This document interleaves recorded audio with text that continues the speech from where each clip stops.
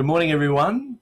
Welcome to the Ross Parsons Downtown Law and Business webinar. This time we're doing a morning session because we have a presenter from the United States. And today our topic is talking about special purpose acquisition companies, or SPACs. So this is a very hot topic at the moment in US capital markets law. This year we've seen, I think it's over $30 billion raised using these SPAC entities. So I reached out to one of the friends of the law school, a long-time casual visiting lecturer here at the law school, Ronald Barusch. Ron was a M&A lawyer with Skadden, Arp, Slate, Flom, Marr and Flom, LLP for over 30 years. Ron retired in 2010 after being a partner at that firm for 25 years, including 3 years as the office lead partner here in Skadden's Sydney office. And for the last 8 years, Ron has been a visiting lecturer at Sydney Law School teaching cross-border deals in our postgraduate program. Ron was also the long-time author of the Deal Politic column for the Wall Street Journal, which provided strategic look at deals making the headlines, as well as the major forces at work in the deal-making world. So thanks very much, Ron, for joining us from Washington, DC. Our commentator for this morning's session is David Friedlander. David is the head of Australian Public M&A and works in the Sydney and Melbourne offices of King Wood Mallesons. He is consistently ranked as one of Australia's top M&A and equity capital market lawyers, and he regularly acts for both bidders and targets in takeovers and issuers and underwriters in securities offerings. He's also worked on the defence side of several high-profile shareholder activist campaigns. He's a member of several key corporate law bodies and a former member of the Australian Takeovers Panel. And in 2019, he was named Lawyer of the Year by the Australian Financial Review's Best Lawyers, Mergers and Acquisitions Law category. So thanks very much, gentlemen, for joining us this morning. Take it away, Ron.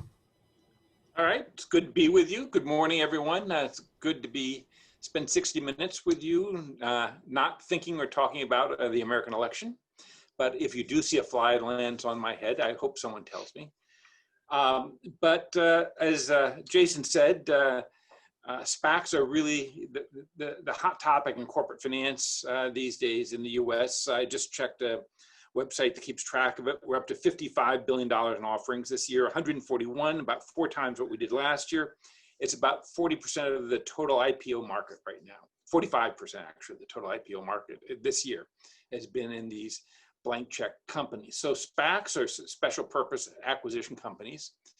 Sometimes they grew out of and are often referred to as blank check vehicles, meaning you give them money, but you don't know what they're going to spend the money on. In order to offer them, you need a full SEC type of registration statement, which many of you probably are familiar with. We're going to talk a little bit more about the laws and why these are advantageous in that way. If you go through the SEC registration process, you can get a stock exchange listing, and that's really the only way to make it eligible for retail investors to participate. Okay, so there are several players involved in these things. One is the sponsor. They're the people whose idea it was to begin with. They get a so-called 20% promote. That means they get 20% of the equity of the company. And even after it does an acquisition, they get 20%. They don't pay for it. They get a 20% free ride. Another player is the underwriter. It generally gets 2% at the time of listing, and another 3.5% when an acquisition closes, for a total fee of 5.5% of the proceeds from the public offering from the SPAC. The proceeds, we'll get a little more detail in a second of this, the proceeds of the offering are kept in a trust and really can't be touched because there's an option on the part of investors to get all of their money back. Once an acquisition target has been identified and information about it has been disclosed in what I would call full US style disclosure. And even if they do that, they get to keep what we would call warrants, you would call options. I know they have a different name. I'll be lapsing into this warrant talk, but it's not Australian kind of warrants. These are just long-term options purchased from the company. That's what we mean in the US by warrants. But you'll see, I'll create a lot of confusion as we talk about warrants in the next few slides. And if the sponsor cannot get an acquisition done within 2 years, the investor money is returned. It comes from the trust. We'll talk about a little bit about the mechanics of that in just a few minutes. But before I get into the SPACs, I want to talk a little bit about basically what I do teach at Sydney Law School. I spent a lot of time talking about public offer, the law of offerings in the US, because it's such a huge capital market that many countries need to coordinate. If you're doing an offering in one country, you need to coordinate in the US. So just to kind of give you a few bullet points of things that are important here, and you'll see later on why they're important. The first point is what I tell students is they get half credit for the course if they just get this in answer to every question, which is every offer and sale of a security must be registered with the Securities and Exchange Commission unless there's an exemption. There are a limited number of statutory and regulatory exemptions. To sell to retail investors or to list on a national securities exchange like the New York Stock Exchange or NASDAQ, you generally have to go through the IPO registration process. That's generally the only way to get there, but for practical purposes, that's the way that, for example, what we'd call unicorn would get there is do a public offering. Unicorn, a company that's doing very well, may not have a lot of revenues, but it has high anticipations. Or it's equally true for a portfolio company in private equity that the private equity sponsor is looking to exit. Again, we're not talking about SPACs quite yet. So these are just general IPO rules. On the other side of the coin, what we would call non-accredited investors, that is, people who aren't rich cannot invest in private equity. That'll become important in a second. And a critical element of our IPO process is, and I'm going to talk a little bit more detail about these 4 elements in a second. The US IPO process is, and some of these I think you'll recognize from Australia, but it's a little more extreme in the US. And an IPO process for an operating company in the US is expensive. It's risky legally in terms of liabilities. It takes a long time and is burdensome on management. It's something, it's not attractive for those reasons. Of course, there are a lot of benefits to it too. You may well have heard in the past about doing backdoor listings, merging with a clean shell in the US. Many times these clean shells are located out of Utah or Colorado. They are viewed as flags of fraud. I guess I would say the regulators don't like these kinds of things, but the thought is you take some company that's already listed that doesn't have really an operating business, maybe it used to have an operating business, and then you merge a privately owned company, or an Australian company for that matter, into this company that already has SEC documents, and you don't have to necessarily go through the entire IPO process. As I say, that kind of doesn't have a great odor to it outside of the SPAC context. And that is what SPACs are set up to do and have become quite popular for that. And are not generally associated with fraud at the moment, at least. Just kind of one other highlight is if you're doing an IPO and an acquisition is probable, you need to provide the information about the target company for the acquisition, just like if it were registering its own securities. And for that reason, when you see a SPAC, you'll never see an acquisition target mentioned, and they cannot have, they'd be violating the law, seriously engage in criminal conduct if they had decided on an acquisition target before the SPAC IPO has been completed. Those are just a little background of the laws, kind of capsule of some of the ones that are important in this context.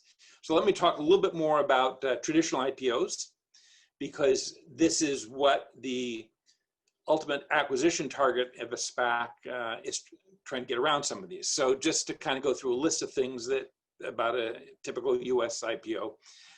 Typical underwriting spreads about 6% of the proceeds. If you Google, you can negotiate less, but most companies do not get away with paying the underwriter less than 6%. Underwriting is a bit of a misnomer. It's not really an underwriting. If you're really thinking about what underwriters do, they're not really bound to do anything until the book is has been totally built and is priced at the end of the process. And when that happens, they so-called go effective at the SEC. They can send out confirmations, have firm contracts with their customers, and their customers have to settle. That is, give them the cash within 2 days. So most of the underwriters on the hook for 2 days these days when they settle. They also receive what we refer to as a green shoe, which, don't worry why it's called that. That's the name of the company that first got it. 15% of the size of the offering, which means that underwriters can over a lot. And that also limits the underwriter's risk, because if they have customers that renege, they don't have to exercise the option. They can buy a smaller number of shares. In addition to which, it enables them to stabilize the market, because underwriters will go and actually buy shares until the so-called syndicate is broken. They'll buy shares to keep the price of the stock up, so-called stabilize the price of the stock. And in doing that, because they've sold 115% of the size of the offering, they can buy either from the public or they can buy pursuant to the green shoe option. So to get an IPO done takes 6 to 12 months or even longer. 6 months would be very fast for an operating company. Getting its disclosure right, getting its accounts right. We have very specific forms which required very specific auditing that needs to be done and format for the financial statements. The disclosure requirements are complex, and perhaps more importantly, the underwriters have, as they do in Australia as well, I know, significant gatekeeper responsibility. They can have liability if there's anything wrong with the disclosure. We'll talk about that in a second. So they have a huge role, and their counsel has a huge role in the disclosure, and there's a lot of back and forth. The SEC comments on the document. There's no time limit on the SEC commenting on the document. It can go on for months, and there can be 30, 40 rounds of comments, and they can make new comments at the very end that they haven't thought of the first time around. It's a very frustrating process. Another disadvantage from an IPO is to have a successful IPO in this country would generally involve a big pop in price, which means leaving money on the table if you're the issuer or the selling stockholder. So potential candidates for IPOs don't like that because they lose money from that. Finally, I mentioned the liability. Just, a lot of you will know this already, but there's Section 11 liability, which means the company, the directors, the underwriters, and the accountants all have strict liability for material misstatements. That is, they're liable generally, even if they didn't know it was wrong. There is a due diligence defense for directors, underwriters, and accountants. Courts have been really tough on that in the States, particularly after a massive error or fraud, because if you didn't do enough diligence to find a massive fraud, then how could you have been duly diligent? And an important point in the U.S. is the company has no due diligence defense. It has just strict liability for anything that's wrong in the prospectus, unless it can demonstrate that the buyer already knew what was wrong. And so Ron, those are reasons Ron, why before IPOs before you move on, yes, go ahead. Our good friend Howard Edelman asks a question, which is, how do you deliver a 10b-5 opinion for a blank check company? What Howard says is, isn't there a material omission by definition? Oh, yes, because there's no information. Yes, it's a good question, but the answer is this is what makes the SPAC really easy to do, because there is no operating business. That's just cash. It has a very simple balance sheet and no history to describe, and it doesn't have a target company in mind at the time. It may have an industry, and it will describe the history of the sponsor, and it's successful. But it's hard to be misleading when the promoters don't really know. So is what you're saying that one of the beauties of going down this SPAC route is it's hard to have Section 11 liability because you're not telling anyone anything? Oh, yes, and it's even more. When I get to the next slide, there's almost no risk of Section 11 liability because at this stage, because there's a put, right? Section 11 just says, Section 11 is of the 33 Act, which governs public offerings, and it's the section that says all these people have this tremendous liability. And it basically says that all these people have to buy the shares back if something goes wrong. But as you'll see, a blank check company will offer to buy these shares back before, and it will make additional disclosure before it does that. So let me go on to the next, and I'll come back to that. I still don't. Okay.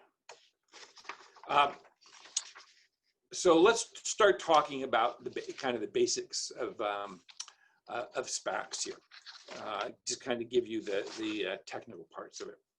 So SPACs are offered in units. They consist, and they're generally, I'm going to talk about when there's not, but they're almost always offered at $10 a share. These terms are very typical for SPACs.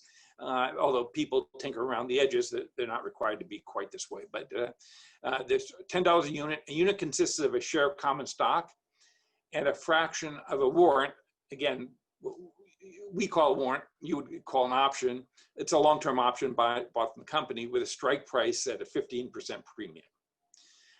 As I mentioned, the underwriting spread is split into two parts, 2% at the time of the offering, and then they get the underwriter gets another 3.5% of the proceeds, assuming there is a acquisition that so-called de-SPACs the company, and it gets paid at the time of the acquisition. Now, this is why there's really no liability in a SPAC offering, because all the proceeds plus some additional money the sponsor is going to kick in from a sale of some of these warrants that I'm going to talk about in a second, go into a trust, and that trust really cannot be touched for anything. And it supports the SPAC's obligation to offer to redeem the shares at the time of an acquisition, once disclosure is made of the target, or if the SPAC fails, if it fails to do an acquisition within 2 years. We'll talk more about that. These options have a term of 5 years, but the value is generally capped because they're redeemable for nominal value when the stock price hits $18. So once its stock trades $18, the warrants will be redeemed, and that will be the limit of what the public shareholder can obtain from their warrant. The units trade as a unit for 52 days, but trade separately after 52 days from the IPO. They will generally separate, and there'll be a separate listing for the shares and the warrants. It can, and the advantage is, as we were just talking about, is SPAC offering can move much faster than a traditional IPO because there's no business to describe, no real financial statements other than cash, and you know it's just the terms of the deal, which are quite complicated but are pretty much boilerplate, and there's not a lot for the SEC to ask about, and that's why you can give an opinion pretty easily on them. The sponsor receives this 20% of the shares, which is called the promote, and gets anti-dilution rights, generally contractual anti-dilution rights. So it stays at 20% even following completion of the acquisition. We're going to talk more about that in a few minutes, and talk about some examples of deals if we have time. In the meantime, the sponsor actually pays money for warrants to purchases the some options from the SPAC for the purpose of funding the upfront underwriting spread, that 2%, and working capital. It's referred in the industry as 2 + 2. They have to pay 2% of the amount they're raising, plus about another $2 million to fund the operating expenses of the SPAC. And for that, they receive a bunch of warrants in addition to the promote that they already have. The option exercise price for the sponsor is the same as the public warrants, but they're not capped in value. Sponsors' warrants cannot be redeemed. Meantime, we have dual classes of shares. Some get to vote, some don't. The public shares do not vote until at least after the acquisition. So the sponsor shares get to elect all the directors. So the sponsor's in control of the entity until the acquisition is completed. Sponsor can also, we may talk a little bit about this if we have a minute at the end, have forward purchase rights or obligations for units or other securities to provide additional money to the SPAC in connection with a deal. So the initial business combination has to occur within 2 years of the IPO. It's got to have a value of at least 80% of the value of the trust. And its a technical point it has to acquire control of the company that it will be merging with. There may or may not be a shareholder vote. Shareholder vote's a lot easier than it seems because remember that 20% promote votes, and so you only need 37.5% of the public shares to vote in favor. I think skip the next point. But the important point is, prior to the closing the acquisition, every public shareholder has the right to sell his shares back to the SPAC for a price equal to the value of the trust divided by the number of public shares. So they can always get their $10 back plus some interest. These days there's not much interest, but there's a little bit of interest. So they'll always get their $10 back, and they get to keep the warrant even if they do that. And before they do that, they get full SEC disclosure like an IPO about the target company. So it'll be SEC compliant disclosure. And if a deal is not done within 2 years, there still has to be the same redemption. They get their $10 back. They lose their warrants, but they get their money back. The sponsor's out of pocket for its 2+2 for the 2% spread and the probably $2 million in working capital. But notice that what that does, that puts a lot of pressure on the sponsor to get a deal done, because if they don't get a deal done, they're just out the money. If they get a deal done, they'll get 20% of the resulting company plus warrants and a lot of the upside in the company. So that puts pressure on the sponsor. And actually, there are a lot of circumstances with the sponsor when things, then they run into trouble, will renegotiate and maybe give up some of their promote. For example, to create more value, to get the price over $10 of the stock, which I'll talk about in a second. For example, they might make some of their promote subject to some performance criteria, like the stock price hitting a certain level. So let's talk about just for a minute what it is and what it isn't. It looks like it's a sponsor raising a pool of cash to make a private equity type of investment, but it's not really that, because they can't be sure that money will actually be there at the time of the deal, because if the stock's if it trades at $10 and it looks like it's going to trade below that after the acquisition, everyone will redeem. Even if they like the acquisition, they'll redeem and buy back shares on the market. So the money can disappear very easily. So there's frequently other financing involved to make sure there's enough cash around for the target company. And that was usually in debt, or what we would call PIPEs, or private investment public equity. More stock sold for $10 a share, maybe some more warrants. And the sponsor may need to give up some of its deal if the deal gets into trouble. So we're going to talk about a deal like that in a minute.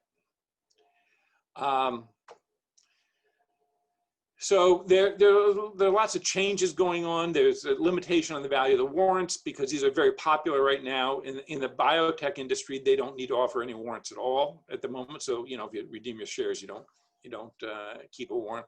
Goldman Sachs, in its last offering in June, put in another redemption provision that limited the value of the warrants. I don't think we need to talk about that. Talk briefly about Pershing Square. Bill Ackman, you may have heard of him. He's an activist investor. It's the biggest deal of these to date. That is the biggest offering of a SPAC. It's a $4 billion. It raised $4 billion, and it could go up to $7 billion because Pershing Square agreed to buy an additional $1 billion in units. And the sponsor, Pershing Square, has an option to get another $2 billion beyond that. That gets it to $7 billion. It's remarkable because there is no promote here, Bill Ackman being kind of an iconoclast. The underwriting discount's much smaller. It's only 0.9%, and even with the back end is only 2.3%. But the thing, and of course Pershing Square put $65 million into the deal. And they got 10-year warrants for that. That gives them a 6% a fixed 6% of the combined company after an acquisition. I would just point out there's no promote, but there's a lot of equity here for Pershing Square, because not only do they get that 6%, but that $3 billion in units that they could buy is 3/7 of the company just in units. So, or 3/7 of the warrants that are being issued, it would go to Pershing Square and give them a lot of equity. So it's not like they don't have any equity in the thing. There's this tontine feature, which I'm not going to talk about. It's kind of weird. It goes back to the 17th century, but basically, if you give up your stock, you're going to get a lot less warrants than if you keep your stock. Want to talk briefly about what is the biggest SPAC, now not offering, but biggest SPAC acquisition. It was not a uniquely large offering, but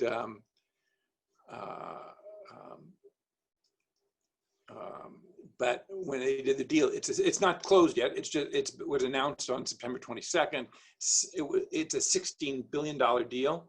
The original offering was not, back in January, was not particularly spectacular. 425 million of one share and a quarter warrant with a 20% promote. Sponsor put in its 2+2 and got put $10.5 million at risk in buying some warrants. And they're buying a company called United Wholesale Mortgage, previously private company. And United Wholesale Mortgage owners were going to get 94% of the company. And the SPAC, including the sponsors, gets about 6%. The sponsor itself cut back, didn't take 20%, although it was entitled to 20% at negotiated. It gets 0.6% of the post deal. There's also a PIPE, remember that's a private investment of public equity, selling $500 million of stock for $10 a share at the same time. And the deal, United Wholesale Mortgage doesn't have to close unless there's $712 million in the kitty after the redemptions. So basically that means that the PIPE is closed and no more than half of the SPAC shareholders have redeemed. That gets you to a $16 billion valuation. Interestingly, originally, right after the announcement, the stock traded at 1040, which would indicate a strong deal that it was going to, investors were not going to redeem. But now trades at 10. Today, it traded under 10 a little bit. So it's an indication that if the deal were to close right now, pretty much everyone would redeem. But the cash is such a small part of the overall deal that I can't imagine that, the fact that it could be a $200 million shortfall on the cash in a $16 billion deal. It just doesn't seem to make any sense for the deal to die over that. I could see the sponsor getting hit there. But just notice that the offering of the SPAC was about versus 3% of the overall value of the deal. This is really about taking United Wholesale Mortgage public without some of the disadvantages that I talked about earlier. If you just look at the results of this deal, the sponsor put in $10.5 million in January. It's getting about $100 million in stock, which it can sell once a registration statement's effective.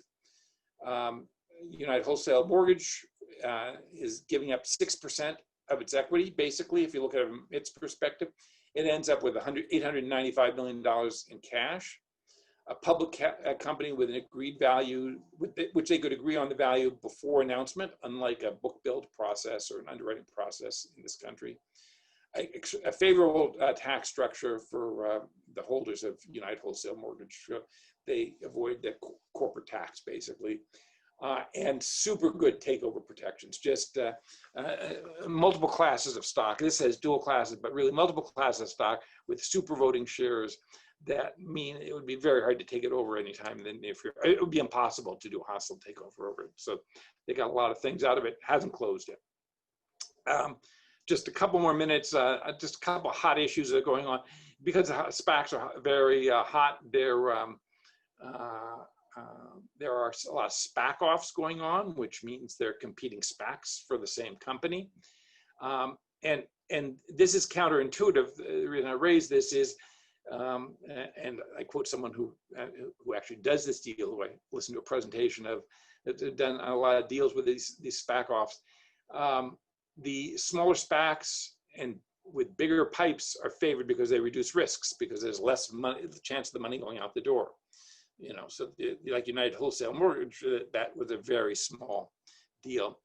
We'll talk in just a second, if I have just one more minute, talk about fiduciary duties, about like whether the business judgment rule applies, are directors interested, does our concept of Revlon getting the best value for the company apply, or in fiduciary outs. And you know, one of the things is a simplified process to the IPO and a less complex due diligence process, and some different liability standards. Is there a downside to it? That's and just to talk about a couple of deals quickly here that have had some trouble. One, let's talk about a pre-closing deal that has some contact with Australia. I think David's going to talk about in a minute. It had to do with the acquisition of Global Blue. It had trouble because it was a combination of some really bad luck and what looks like bad judgment on the part of the sponsor. It was sponsored by an activist, Third Point. So they signed an acquisition agreement for Global Blue, which is a travel industry company. It gets refunds, from VAT refunds for travelers that are leaving the country. And they signed the acquisition agreement on January 16th, 2020, just before people understood there's a real pandemic going on. The MAE clause excluded pandemics or conditions affecting the travel or traveler shopping industries, including contagious diseases. So when it got time to close the deal in August, well, starting in May, Farpoint, the SPAC, said, we're going to recommend to our shareholders they reject it. There was no out under the MAE, but they still need a shareholder vote. And the director said, we're recommending our shareholders reject it. So the PE firm behind Global Blue started buying shares of Farpoint, got to 15%, which is actually a magic number there. So they could vote yes to push it through. You recall that's almost no risk, because they could always redeem their shares. You know, if it didn't work out, they're not going to lose any money by buying the shares. So the deal was renegotiated, and it did close in August. But interesting, the board never changed its recommendation back to being in favor of it. Now, the reason the board probably never did that was because when they renegotiated the deal, the public shareholders, as far as I can tell, got no benefit at all. All that happened was that the sponsor, which had been on the hook to buy about $330 million of additional units if everyone redeemed, was excused from that obligation and only had to buy $61 million in the end. And so the deal just closed as a result of that. As I say, the public holders got nothing out of it. So it's an interesting issue about whether the board had a conflict and whether their business judgment rule applied. Lots of complicated U.S. fiduciary duty issues. But on the other hand, everyone did get their $10 back, because the Global Blue, as soon as the deal closed, the stock traded below $7. Remember, they could have gotten $10 out of it. Now trades around $8.50. Not everything was taken out of the escrow, because don't forget that Silver Lake bought 15% of the shares. So I think they held on to their shares. The other big thing you probably read about is a company called Nikola. It's an electric truck, kind of like Tesla. Hey, Ron. I'll finish. Just before you go off, yes. Global Blue, why don't we just run through the FIRB issue, because it was pretty funny. Okay. You know, here you've got this acquisition, and it was very fraught because it was in the travel game, and of course, you know, COVID had a terrible impact on it. But interestingly, of all the global you know, conditions, all the global regulatory conditions, the only one that was a true condition precedent that could not be waived was FIRB. So funnily enough, you know, part of everything you described actually turned its attention in on FIRB, and they got FIRB approval for this, you know, for this particular acquisition. But there were allegations in the Australian media about the disclosures to FIRB. And it raised a very interesting question here, which is that currently, under the Foreign Acquisitions and Takeovers Act, once you get FIRB approval, the government can't countermand that under the Act. It may have other powers, but it can't do it under the Act. What's so interesting about that for an Australian audience is, as at today, even if there's misdisclosures to FIRB, once FIRB gives the approval based on those misdisclosures, you're home and hosed. And so there was some controversy here on that, and that's the reason there was some media. Why that made it interesting for the deal is, even though there was nothing that could happen in Australia, the Italian regulator got interested and said, well, we're not a true condition precedent, but we are a condition to closing. And by the way, we're not so happy about this, and tell us a little bit more about these misdisclosures. And so what you had, and by the way, these misdisclosures, they were all perfectly disclosed in the SEC filings. They just weren't disclosed to FIRB. And so what you had was a situation where this particular SPAC, which was in all end of trouble, those who were seeking to scuttle the deal were able to use these minor regulatory issues to deal with the transaction. I just thought it was a sort of fascinating look at some of the issues that face these companies, because there isn't much else to go on, because you know the type of structure that exists, other than these types of minor ways to if you're an activist and you're thinking about the deal you've just done, sometimes these minor points can come to your rescue. Good point. I'm almost finished. Let me just talk about one more deal, which is a company called Nikola, which is electric truck company. Went public with a SPAC merger in June. It had no revenue, literally zero operating revenue of any kind. It's kind of a Tesla sort of thing. It traded up, remember these things start at $10 a share. It traded up to $95 a share. I think it was worth more than Ford and General Motors combined at one point. And in September, a short seller, as happens in our country, issued a report saying Nikola was a fraud. They had a video, the company trumpeted a video of this truck barreling down a road. They said, that's very nice, but it actually was going downhill. And there was no engine connected to it. It was just coasting, but it was barreling down a steep hill in Nevada. Anyway, that actually was true, but Nikola's denied the fraud, but the founder, who happens to be from Utah, has resigned. And we'll see what happens with that. It's trading at 22 or 23 right now. So in a certain sense, it's a successful deal, but way down below 93. Just kind of to sum up, if I can, obviously I'm having my own problems. All right, so let's try this. All right, group slide.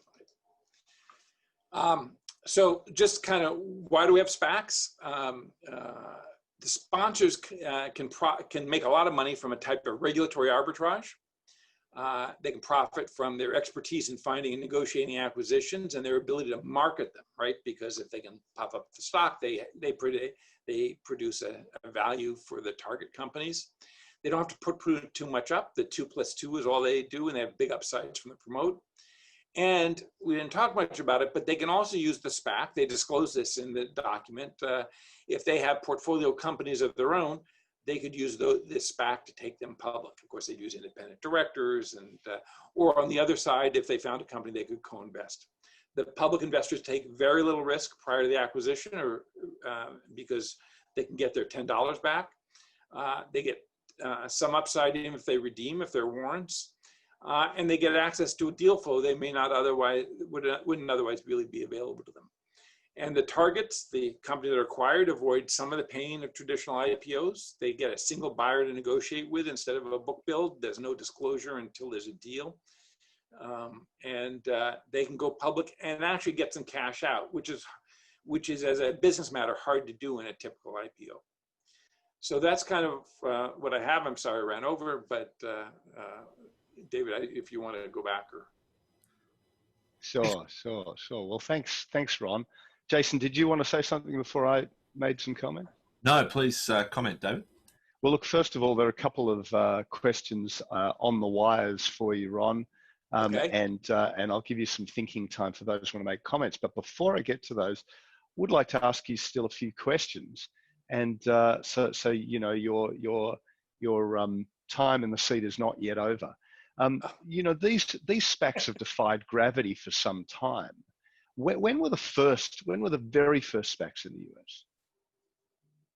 Well, okay, so it goes back to the 1980s. The blank check movement goes back to the 1980s. It was totally associated with fraud in the 1980s. Congress passed a law in 1990, which the SEC, a penny stock law. It was associated with penny stock companies,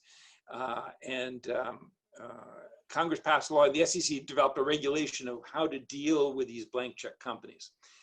And SPACs were developed to get around that regulation. They actually incorporated some of the elements of it, like giving an offer to get the money back, but they don't actually comply with 419. They're exempt. They're structured to avoid the SEC regulation, and the SEC really hasn't objected to that as long as some of the investor protection things are there. So they really started in the mid-90s, and they've been really a backwater until maybe a year and a half, 2 years ago. Really, this year is when they've really broken out. Well, I should say this. So I taught this class, for 8 years? The word SPACs has not come out of my mouth in the cross-border deal I teach. And if I did say something about blank check companies or penny stocks, I'd say stay away from them. All right. Well, you know, it's just so fascinating that they really had, you know, there was a little movement of SPACs, I don't know, 8 years ago, 10 years ago, whenever it was. Maybe it was more recent. And then they seemed to die away for a while. And then suddenly this year, they are all the rage. You cannot talk to an M&A lawyer globally without a reference to SPACs. And even in Asia, you know, the Hong Kong Stock Exchange has currently got several preliminary applications for SPACs. Not so in Australia, and I'll come back to that in a moment. Ron, from the acquisition target, from their perspective, why would you deal with a SPAC? You know, when you think about it, there's such competition for assets globally. There's so much money running around. If you deal with a SPAC, if they get too many redemptions, etc., they're not going to get your deal closed. There's high risk. There's high closing risk for an acquisition target. So why do they deal with a SPAC? Well, there's some risk, but there's probably more risk in an IPO. You know, if there's a lot of competition, including from private equity buyers, and the company wants to cash out, then you're right. You know, SPAC is expensive, and there's some risk. Although probably less so than IPO. It's really the cost. The 20% promote is the big issue, and what you can negotiate that down to. But if management are also the owners and wants to keep an equity interest and run a public company, this is a great way to end up with a public company and have an exit strategy at the end when they want to sell their shares. And there aren't many other than doing an IPO, any other vehicles that would give them, you know, public equity. Right. And control. And you know, ever since Sarbanes-Oxley in the US, the CEO and CFO have to sign, you know, very significant documentation or certifications every year about internal controls, and you know, you would need 3 years of audited financials and, you know, the whole catastrophe that you'd need with an IPO. Do all these SPAC targets have, you know, do all of them have the financials and the auditing history that enable them to go into these companies, or is there some relaxation? No. Well, yes and no. They don't have it, and that's one of the objectives. You know, you have 2 years to get your deal done, right? That's one of the reasons you have 2 years. They have to create the disclosure and the financial statements. The financial statements they need for the purposes of getting the acquisition done can be based on the private company financial standards and not the PCAOB standards. This is the public accounting board in the U.S. So there is some relief from that, but they need kind of fully audited financials. And I think most sponsors would want them to have their audit ready to go so that the registration statements can become effective. So it's, that is a time-consuming process, but not as time-consuming as a full U.S. IPO process that involves the underwriter as well. Right. Last question from me, at least, is that you mentioned this one route. Now, you mentioned this one route that's available, and that is that by the way, have we lost Ron? Is he still on the? No, I'm still here. I stopped sharing because I couldn't figure out how to open chat without getting rid of the thing. Okay. So you said there were questions. The camera just I'm moved. not prepared. Sorry. No problem. The camera just moved. So no, my question was, you mentioned this route for PE exits, and I was intrigued by that. And I wouldn't mind you sharing a couple of thoughts on this, because from a regulatory perspective, thinking this through, if SPACs can be set up by a PE sponsor so that it can buy portfolio companies in exit as an alternative to the PE sponsor IPOing the company, I don't know, does that raise a regulatory issue, for you or in the US? We were talking about this at the beginning. We have no fiduciary duties here. No, it certainly raises a conflict issue. You need independent directors, obviously, to review the situation. But if the deal looked better than any other deal that was available, and you would and if you find sponsors who do have portfolio companies, you'll see extensive disclosure in the prospectus. And don't forget, they have an option to get their money back if the investors don't like it. So it can definitely be done. Or as I say, the other side of it is it might be a private equity sponsor wants to co-invest and is using this to kind of bulk up their balance sheet for their next target, next elephant. Yeah. Okay. Well, thanks for those. Well, I'll give you a minute to read some of the questions that have come in on the wires, because I think you'll need to respond to them after I make a few comments. I think the main comment I'd like to make is this: we've been thinking in Australia of how we can use this in Australia, because it is genuinely all the rage all over the planet. And in talking to the Australian Stock Exchange, there is zero appetite to allow SPACs, and maybe it's less than zero. And I find that fascinating for a few reasons, which I'll come back to. But the key reason in Australia is that we have had a cash box rule for a long time. That rule's very, it's simplistically that unless 50% of what you're getting in cash is committed or will be committed very quickly, you will not get listed in this country unless you list as a listed investment company where you can buy certain classes of securities. So we have an existing regulatory environment where SPACs are not possible. Would ASX allow SPACs? Well, their initial reaction is this is just not something we need for our market. And one of the reasons I think that might exist is this: if you look at global securities markets, they have been on a death dive for the best part of the last 15 years. Ron, you probably know the statistics better than me, but the New York Stock Exchange has half the listed entities it had, and it's, Yeah, there's great news for increasing the number of listed companies. Right. And the same in London, and the Australian Securities Exchange has somehow defied gravity in that regard. It is still, an exchange that is vibrant. The strangest things have happened here, Ron. We've been getting US tech companies listing in Australia in the last year, and the pipeline for those is high, and the current pipeline for IPOs is ridiculous. So, ASX doesn't need more work to do, which is mildly interesting. But from a regulatory perspective, all of our regulation, one of the reasons for the decline in global experience, on listed entities, and one of the reasons I would argue that the Australian Securities Exchange could be more vibrant than it is that our regulatory settings are so set against public, companies being public, from the ridiculous misfocus on remuneration, from the the incredible difficulties that directors of public companies have through the regulatory environment, not only through the regulatory environment in this country, certainly also the media makes it hard to be a public company director, and the shareholder groups make it hard, and the proxy advisors, well, they make it hard everywhere. So if you take all of that, you have a diminished number of public companies globally, and as I say, I think we could have more in Australia if those settings didn't exist.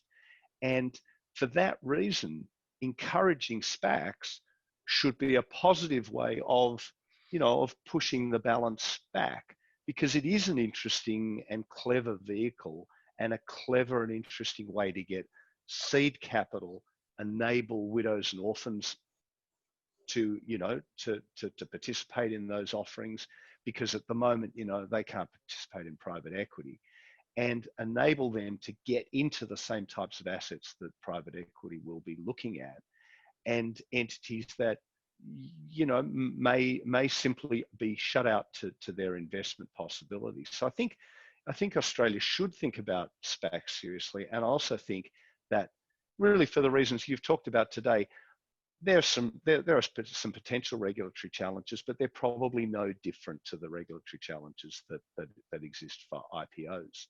So overall thesis is simply that we will struggle to get there in Australia because of the exchange's position, and one key thing is multiple voting shares, multiple classes of voting shares. That is just an absolute no-no in Australia. So maybe the ASX would be prepared to tolerate it until such time as you had the acquisition in place, but there's no way they'd tolerate it beyond that point. And I think, Ron, you've told us that those different classes. And not all of them result in this high takeover. All this big one does, but it is an advantage to be able to not give shareholders a choice. Although even in the IPO process, you can sell multiple classes of stock, and Hong Kong has caved on the issue, of course. Yeah, Hong Kong's caved, right? Hong Kong's caved, and Australia said, we've seen Hong Kong cave and we ain't doing it. So there's some of the settings against doing it here, but I think the overall thesis is we should be encouraging the drift back towards public as much as we can. It means that you have more vibrant and deeper securities exchanges. And I would hope that in the year or two ahead, ASX, looks at the global experience and relaxes on this subject. Over to you, Ron, on some of the remaining questions that are on the list. Let me just quickly address a couple of the questions. The ones I have half a clue on, the ones I don't have half a clue, I'm going to ignore. But someone asked, how can a shareholder know whether the acquisition will be a good one? They don't know the debt level because they don't know who else will redeem. Well, that actually turns out not to really matter, because that's an equity. Jason, I just see you wanted to deal with that, but because it's really an equity transaction. Someone who redeems turns in their shares. They're just selling their shares back. There's no more debt that is incurred, unless there's some other contractual arrangements which says we need more cash. So it's the immediate reaction that the company, I guess, would end up with less cash, but there'd also be less equity outstanding, and they could sell. That's kind of why pipes are there, that people put money into it. But there may be some uncertainty at the level of cash at the closing. And someone else asked, well, if why is this a big boom? Because historically, and this is my understanding as well, it's not my area, but that SPACs, the performance of SPACs has not been good historically. People have lost a lot of money, but they have very attractive gimmicks, right? You put your money in, you can't lose it, you can always get it back, and you get the warrant with it. And it's the next sucker that's going to have the problem. It's not, in my view of the SPAC, it's not really the money you raise from the public. If it weren't for some regulatory issues, you wouldn't have to raise a dime from the public. You just need a public company to take someone public with, because all the money could go back, and you could still have a perfectly fine SPAC deal that creates a public market for somebody. So. I think it's a question for the SEC ultimately if they continue to fail as they have. And of course, the market is very high right now. I would say there'd be quite a bit of risk at the moment. Ron, could I Yes. just ask on that, is the difference here compared to earlier times that we've got some really high profile, well-known business people who are promoting these SPACs? Is that the way they used to work in the past as well? You've got the high profile. I mean, it's just crazy. They're buying sports teams. I mean, I sent around it. There's one that has Martin Luther King III, some Disney executives, and Shaquille O'Neal are the sponsors of one of them. And they bought Virgin Galactic went public with. There are all these companies that kind of have no track record that it would be quite hard to get an underwriting done with because of the concern about liability, I think, and the due diligence that these guys can do. I think that's part of it. And I think just the high valuations right now are a big part of it. Right. Okay. Any other questions from the audience?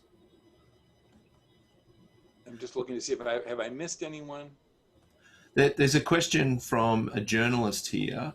Okay. Why in media coverage of SPACs is there always reference to bubble companies and blind pools of previous centuries? I think he's asking, is the media too focused on problems in the past and these creating bubbles? Well, I'm not sure that the media is too focused. I'd say in the U.S. you don't see so much of the adverse publicity unless one gets into trouble. I mean, as I say, Nikola got into trouble, and the Wall Street Journal just has really made their life quite difficult, and they've hired all kinds of new PR people as a result.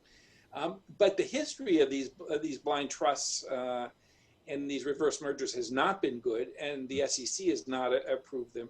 And if a lot of these fail, I think we will go back to seeing a lot more talk about regulation of these. Because what happens is, sure, you can get your $10 back, but someone owns them in the end, and what price are they paying, and do they really know what they're getting into, having not been through the full IPO? They have the disclosure, and but they don't have the underwriter as the gatekeeper to be sure that it's okay. Yeah, I mean, I do wonder about the promotion of asset bubbles out of this. If you've got a lot of competing SPACs for the same businesses, are they going to be artificially pushing up prices so that really we're overpaying for some of these assets? Yeah. Oh, but at least you're in good company. Everyone's overpaying for assets these days, right? It's a seller's market. It sure seems that way. It sure seems that way. But on the other hand, just every time I think that, everything keeps going up. Mm. Okay, so we're just about to tick over to 9 o'clock.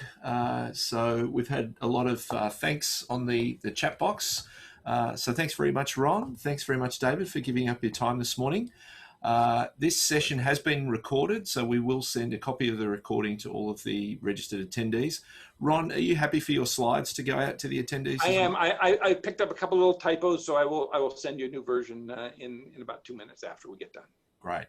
So it normally takes us a couple of days to process the video, so we'll send that out next week. We'll also post the video up on the Sydney Law School podcast page and on the Sydney Law School YouTube channel.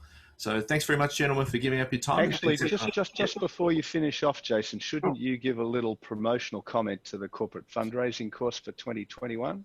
Yes, and also to Ron's course. So Ron mentioned that he's teaching cross-border deals. So that's first semester next year, isn't it, Ron?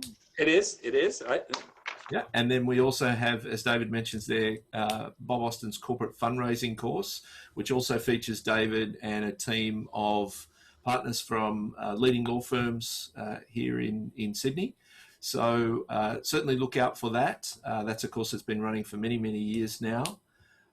And obviously lots to talk about, as there always is in the fundraising space. So that's in the second semester next year. If you're interested in that, that's going to be, at this stage, we're planning an online course where we'll have some pre-recorded videos and then also some live Zoom sessions. Of course, we'll see how the the pandemic and the health situation works. And if we're able to run that face-to-face, then we will. So that's in second semester next year. And Ron, your course is running in first semester next year, which at this, we're hoping that it will be a face-to-face course, but we're not. I would like that. Yeah, but we're not sure at this stage. Thanks for the reminder, David. Okay, so we've just ticked over 9 o'clock. Thanks, everyone. Thanks, guys.